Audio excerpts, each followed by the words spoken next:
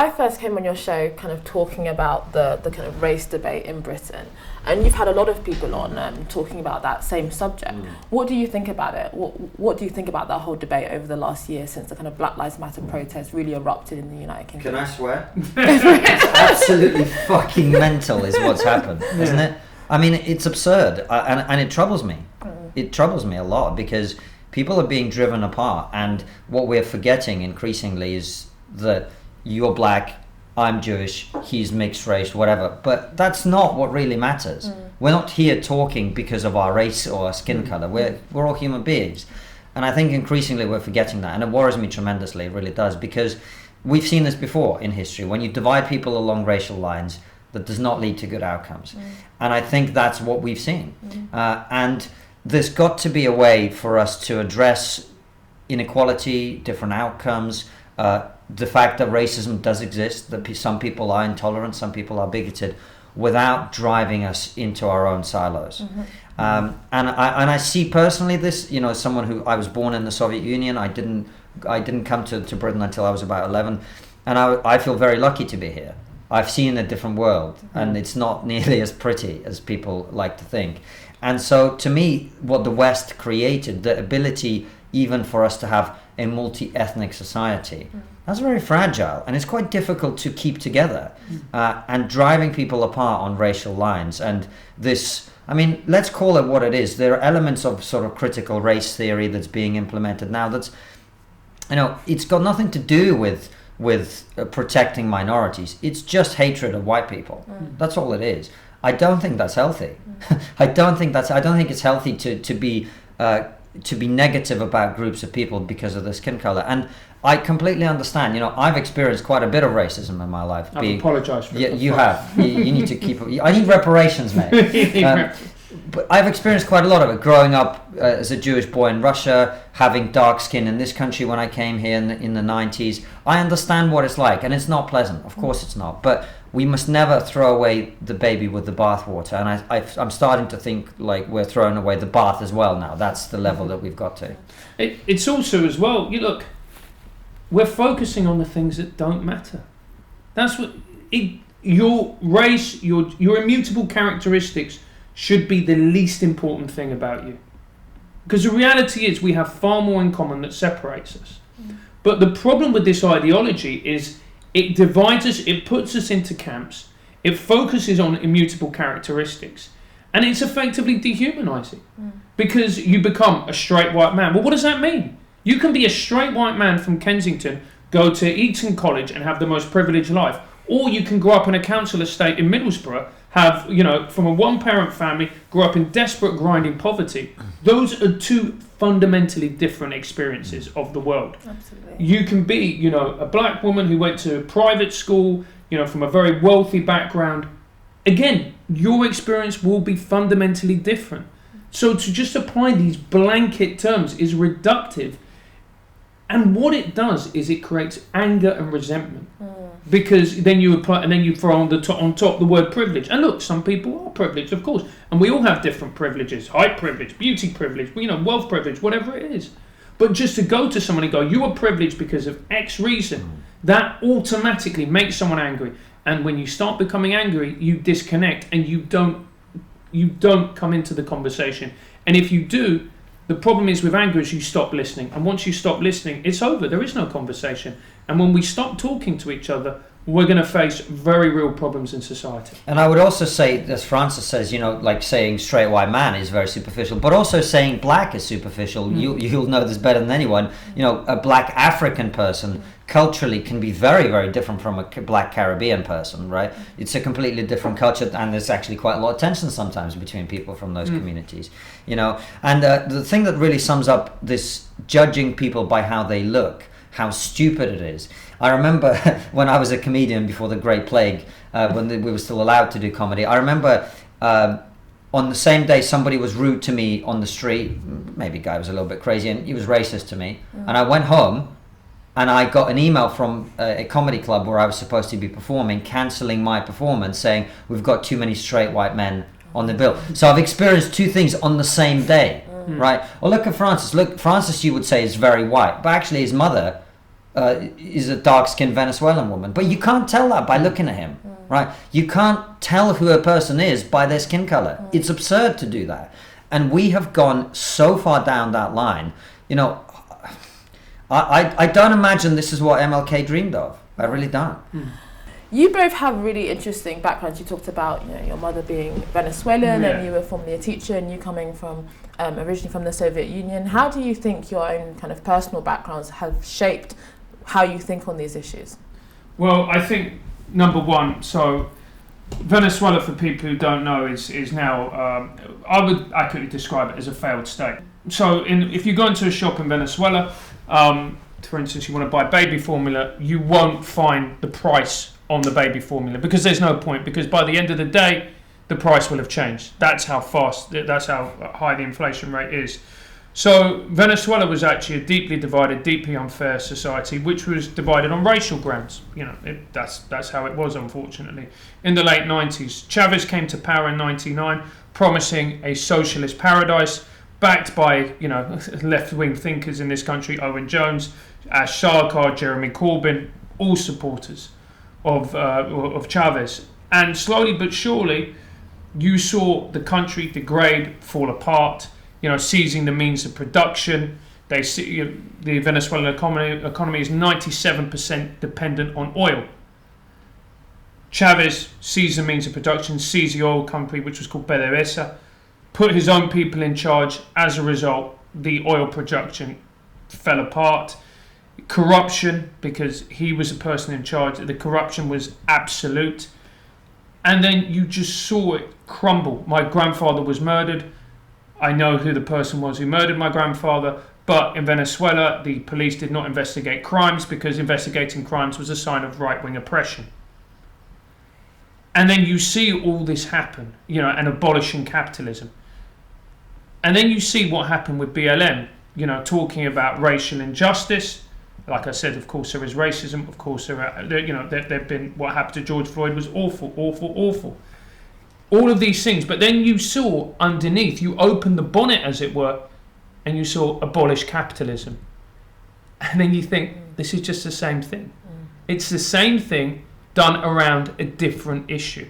And this is what these people are like, you know. And then the story of Patrisse Cullors came out, talking about abolishing capitalism whilst having a property portfolio and effectively being a millionaire. And you go, of course, it's the same people with the same tools talking about the same things.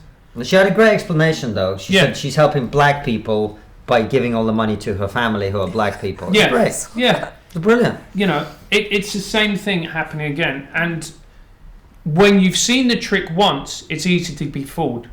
But when you see the same trick happen for a second time, you start to see the machinations and the working of the trick. And as a result of that, I'm like, I can't let this go on. I have to speak out. And you go, look, what these people are doing is nefarious. They're manipulating people. They're playing with people in order to further their own hardline leftist agenda. And of course, you make that point and people start getting upset, because what they have very skillfully done is say Black Lives Matter. And of course they do. Of course they do. But then you disagree with the organisation. And then what people say is, you don't think Black Lives Matter? It's very, very, very skillful. Antifa do the same. What, you're not anti-fascist? But what you're doing is disagreeing with an organisation, not the slogan. And also, like I said earlier, the problem I have with it, you know, Black Lives Matter, of course they do. But if you really care about black lives, how can you possibly suggest that defunding the police is the solution to that? We've seen what happened in the last year in America. Every city in which this initiative got any support to reduce funding the police has seen crime rates spike massively. And it's black people who are being killed because of it. So this is where honesty is required and courage is required from people to actually stand up to this stuff. Because it's black people who are being sold the lie that ends up taking their life. Do you think that's part of how they've been able to do it, using a phrase like kind of Black Lives Matter? That's, no one can really disagree with that, and that's kind of some of the ways in which, and actually the kind of organisation is quite amorphous, like there's no specific leader. It's like these types of things kind of prevent people from actually interrogating it and the kind of underlying assumptions behind a lot of the ideology that underpins it. And you can totally see why people would resonate with that. Like, if you came to me and you said, Konstantin, there's a lot of racism in society, I'd be like, yeah, there's racism in society. And you and I can go on a protest together and we can change this. What kind of monster would I have to be not to get involved, right? So I don't blame people for going along with it, for being inspired by it, for protesting against racism. I don't blame people, and I don't think they're bad people for doing it. I just wish people paid more attention, as Francis says, to what's under the bonnet. And I don't think enough people have done that, because Nick Buckley, when we had him on the show, he made this point. He said, do you remember that BBC documentary about the origins of BLM? And we both went, no. And you went, exactly. Right? The media haven't done their due diligence on this organization.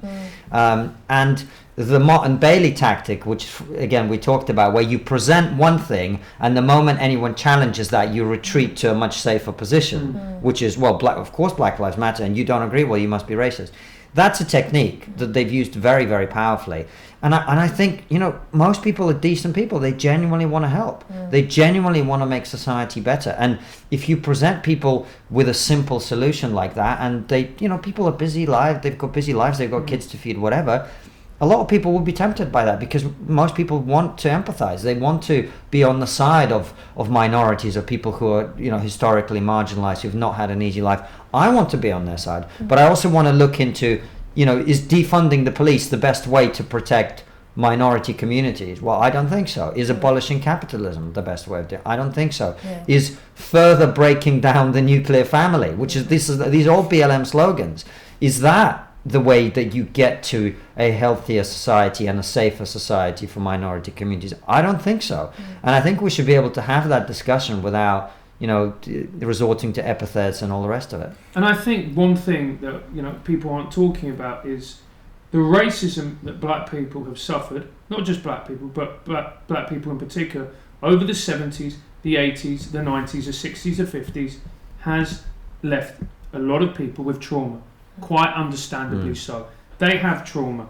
They have faced incidences that are deeply unfair and have left them with trauma, and again, understandably so. So I went to university in the early noughties. One of my best friends was James. James was from a Nigerian background. The only time I ever got stopped by the police was because someone broke a pub window when we were at university in Essex, and they blamed myself and they blamed James because he was a black guy walking past. And then we got stopped by the police and we got searched. When we used to go into the shops in Essex, he would be getting followed around all the time, to the point where we actually had a game where we used to go into a shop and go up the stairs, down the stairs, and the security guards would follow us all around.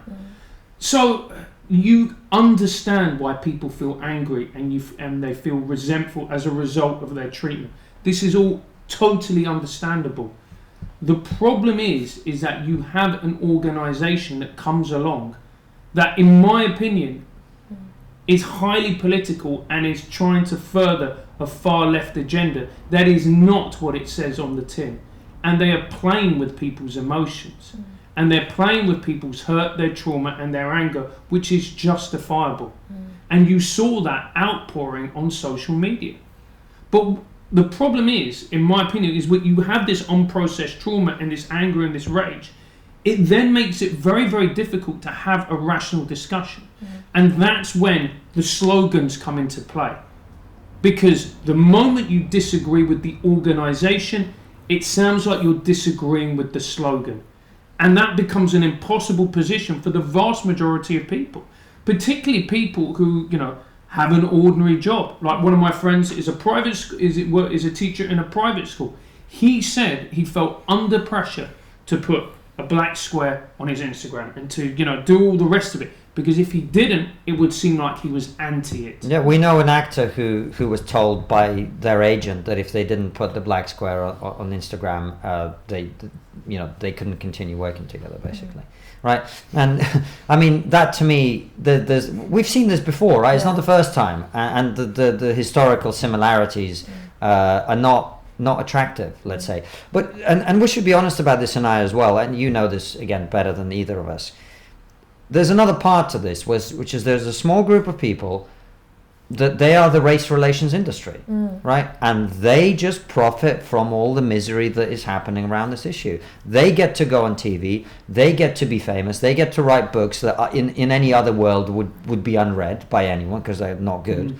But they are invested in there being non-stop racism. And so no matter how much progress we make, actually it only makes things worse in their eyes. You know, that's why the conviction of Derek Chauvin in this case, these people are desperate to say this is not a sign of the system working. You're going, somebody was caught, they were prosecuted, they were convicted, they were found guilty on all charges, and they're going to prison for a very long time. I mean, what else do you want? Like, do you know what I mean? No, absolutely. I guess is this a left-right issue? Because a lot of people kind of blame a lot on the kind of woke left, so to speak, but other people actually point the finger at conservatives and talk about a kind of cowardice and complacency. Or is it a much bigger problem of just a kind of broader alienation or disillusionment in society that's expressing itself in different ways? Do you think that it can be blamed on a particular side of the political spectrum, or do you think it's something bigger? I think it's something much bigger. We've spoken to numerous people about this. In particular, one guest we talked about who said that what this is a cry for belonging, because we live in societies which are ever more atomised. Our families, which used to be these huge structures that kept us in place, that supported us, that essentially provided us with ballast in a world which knocks you about and is desperately unfair and cruel. You had that. People don't have that anymore. More and more people grow up without a father in the home. That leaves tremendous scarring. We spend too much time on social media. Our world just seems to be ever more geared to career and career advancement and acquirement of material possessions, that we've forgotten about the things that are actually important. The things that are important are your friends, your family, the people in your life, your connections, your relationships. I love when he talks about me this way. But those things aren't deemed to be as important. People find themselves alone. They find themselves isolated, so they search for some kind of belonging, some kind of tribe. And, you know, when these movements come along, they find a tribe.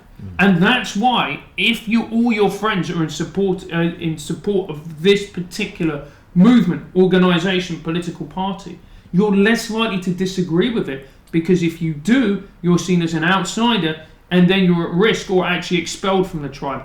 And as somebody that's actually happened to, it's very, very painful. It's very painful having people turn their back on you and tell you that you're a bad person simply for the crime of thinking differently.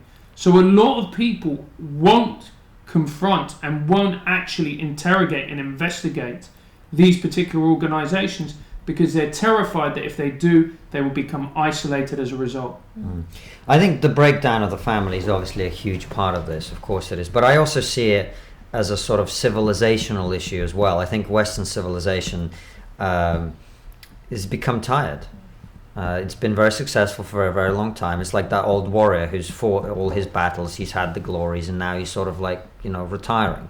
And if we're not careful, that is what will happen, which is why, you know, I've always been I wasn't born in this country, but I've always been very keen on the idea of Britishness, because it gives us an umbrella identity that we can all, the three of us can all be British, right? Even though we come from different places, we look different, whatever. But if you take that apart, if you break that down, then you're left with tribalism in a completely different way within a nation state, and that becomes a problem.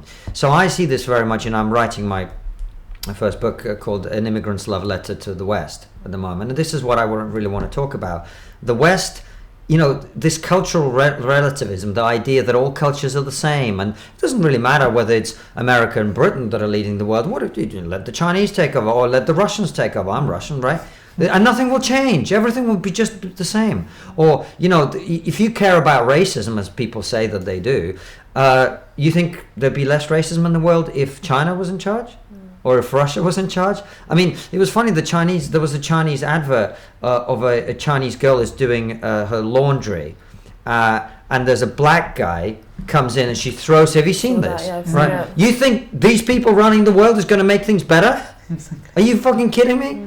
So to me, protecting the West from itself, from its own introspection, is what this is all about. People have to recognize, and we're just so fortunate in the West that we have the luxury of not knowing this. The world is a very bad place, and the West has come up with some ways of doing things that make it that little bit better. That's all. And the moment you pull out the founding pillars of Western civilization, you find out very quickly what that world looks like. And it looks like Venezuela. It looks like the Soviet Union. It looks like Russia in the 90s, where there is no law. It's every man for himself. Right? That is not a pretty thing to happen to a society, I promise you. And if you continue to undermine everything that makes the West what it is, that's where you're taking it. That's where you're taking it. So I see this very much. It's not. I think left and right certainly has a part to play. You know, Francis and I will probably come from the left. We're not right wing. We're sort of somewhere in that ambivalent center, trying to work exactly what we think. And yes, the right now seems to be like the defender of traditional values, and the left is all about revolution and whatever. But I actually think this battle is being waged more between two sets of extremists than the broader political movements.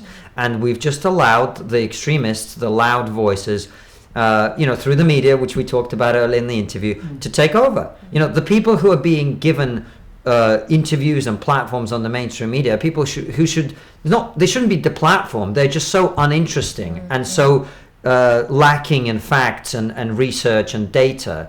They shouldn't be anywhere near a television studio, but people would much rather have them on than someone who actually knows what they're talking about. And I think that's really where this is all coming from. It's extremists who've taken over, and they've taken over institutions too, education. I think anyone who's got kids or is thinking about having kids is now in a position where they're going, well, yeah, I want to have kids, but where am I going to send them when they grow up? Which school are they going to go to? Because I don't want to. I don't want my kid to go to school and come back with the head filled with all this stuff about 73 genders and whatever. I just want them to be a child and have a childhood. You know what I mean? The one thing we talk about privilege, but the one thing we don't talk about is Western privilege, which we all have in this room. It's only when you've seen the other side of the coin that you actually understand what we have to lose. So when BLM walk along the streets and say abolish capitalism, and by the way, they're more than entitled to do that. It's a crap idea. Don't ever do it. But fair enough. If that's what you believe, all power to you. But until you've seen capitalism abolished, then you don't know what that statement means. And more importantly, you don't know or understand the forces that you are messing with. I lived in a society where capitalism was abolished. I saw the flip side. I've seen the ugliness. I've seen my family members literally have to flee for their lives because they're a journalist. Because in Venezuela there is a secret police called La Sabine, and they will turn up at your door at 1 a.m, 2 a.m. There will be a knock and you will disappear. That is literally what you are dealing with when you start abolishing capitalism. But people in this country and in America and in the West are naive because they've never seen it. They've never seen the flip side. They don't understand how ugly things can get, and not only how ugly things can get, but how quickly they can turn. And you saw just a flash of this during the pandemic, didn't you? Suddenly there's a shortage of toilet paper, right? And suddenly everyone is fighting and and that's a tiny sliver. Yeah. The veneer of civilization is paper thin, Inaya. It's paper thin. And you mess with that at your peril.